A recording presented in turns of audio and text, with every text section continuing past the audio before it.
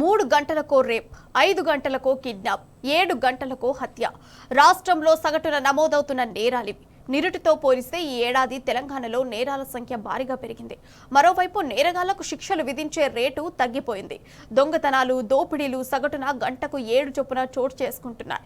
శాంతి భద్రతల పర్యవేక్షణ వైఫల్యం, తక్షణం ఆదేశాలిచ్చే వ్యవస్థ లోపించడంతో క్రైమ్ రేట్ దారుణంగా పెరిగింది. శాంతి భద్రతల వ్యవస్థ గాడి తప్పిందనేందుకు ప్రభుత్వ గణాంకాలే నిదర్శనంగా నిలుస్తున్నాయని మాజీ మంత్రి హరీష్ రావు ఆగ్రహం వ్యక్తం చేశారు.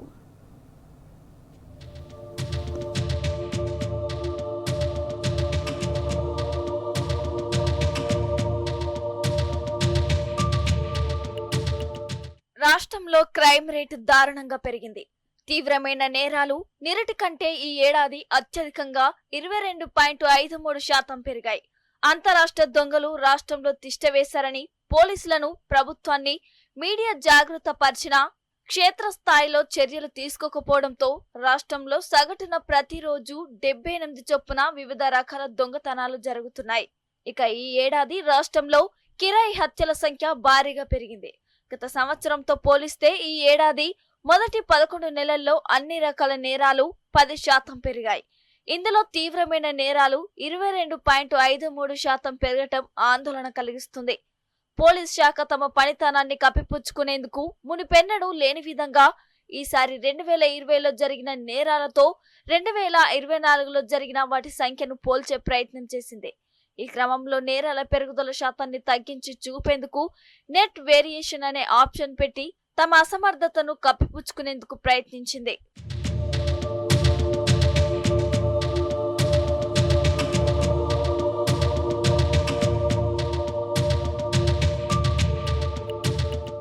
రాష్ట్రంలో మహిళలు, ఎస్సీ, ఎస్టీలపై నేరాల సంఖ్య దారుణంగా పెరిగింది. గతంతో పోల్చితే రేప్ కేసులు 2945, మహిళల హత్యలు 13.15% పెరిగాయి. ఆత్మహత్యకు ప్రేరేపించిన కేసులు 363 పెరిగాయి. దీంతో మహిళలను కంటికి రెప్పలా చూసుకుంటున్నామని చెబుతున్న మాటలు నీటి మూటలేనని తేలిపోయింది. ఇక ఎస్సీలు, ఎస్టీలపై జరిగిన నేరాలు ప్రభుత్వ నిర్లక్ష్యపూరితమైన పాలనకు అద్దం పడుతున్నాయని నిపుణులు విమర్శిస్తున్నారు. నిరుడు ఎస్సీ, ఎస్టీలపై 1877 కేసులు నమోదు కాగా ఈ ఏడాది 11 నెలల్లోనే 2257 కేసులు నమోదయ్యాయి. ఈ బాధితుల్లో 18 ఏళ్ల లోపు వారు 1251 మంది ఉండగా 18 ఏళ్లు పైబడిన వారు 274 మంది ఉన్నారు.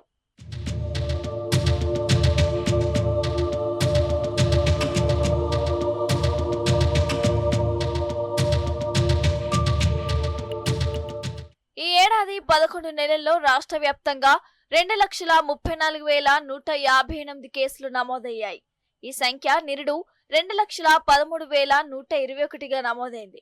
దీంతో మొత్తం కేసులో క్రైమ్ రేట్ 9.87% పెరిగినట్లు వెల్లడైంది. 2023లో 39,371 కేసుల్లో శిక్షలు పడగా ఈ ఏడాది కేవలం 28,477 కేసుల్లో మాత్రమే శిక్షల రేటు నమోదైంది. వీటిలో 3 మరణ శిక్షలు ఉన్నాయి.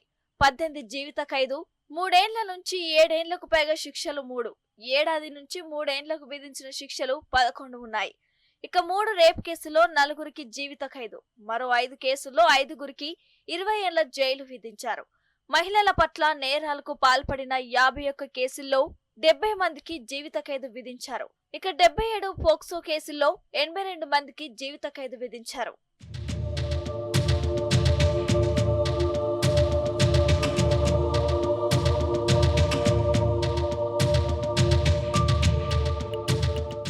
రాష్ట్రంలో క్రైమ్ రేటు పెరగడంపై మాజీ మంత్రి హరీష్ రావు స్పందించారు. కాంగ్రెస్ ఏడాది పాలనలో రాష్ట్రంలో క్రైమ్ రేటు పెరిగిందని హరీష్ రావు ఆగ్రహం వ్యక్తం చేశారు. మహిళలు, మైనర్ బాలికలపై అఘాయిత్యాలు పెరగటం తీవ్ర ఆందోళన కలిగిస్తుందన్నారు. గత ఏడాదితో పోలిస్తే రాష్ట్రంలో క్రైమ్ రేట్ 22.5% పెరిగిందని గుర్తు చేశారు. లైంగిక దాడి కేసులు 2,945 నమోదయ్యాయని, ఇది 28.94%గా ఉందన్నారు. యావరేజీగా రోజుకు 8 కేసులు ఫైల్ అవుతున్నాయని తెలిపారు. మైనర్ బాలికలపై 82 లైంగిక దాడులు జరిగాయని తెలిపారు.